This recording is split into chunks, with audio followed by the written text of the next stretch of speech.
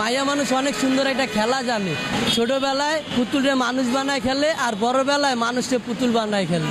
বিয়া করছিলাম 5 বছরের প্রেম আর 1.5 বছরের সম্পর্ক বিয়া।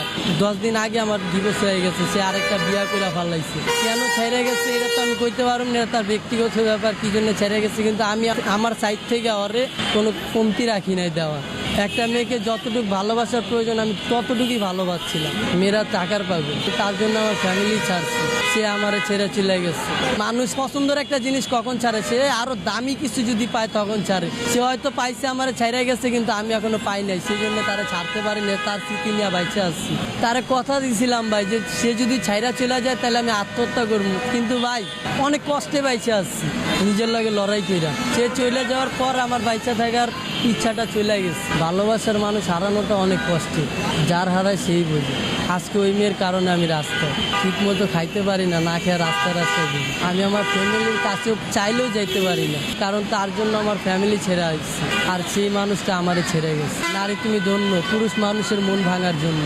তাকে কি এমন কোনো কথা আছে যেটা বলা হয়নি, আজকে আমাদের মাধ্যমে বলবেন? তাকে একটা কথাই বলবো, আমি আজও তোমাকে ভালোবাসি।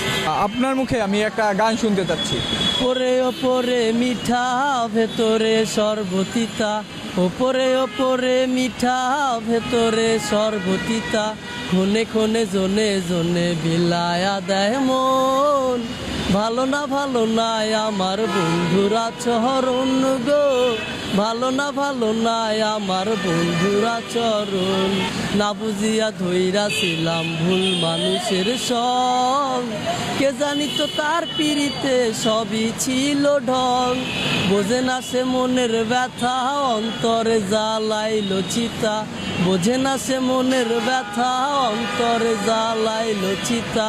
শোনে না সে কারোর কথা, চলে তার মতন।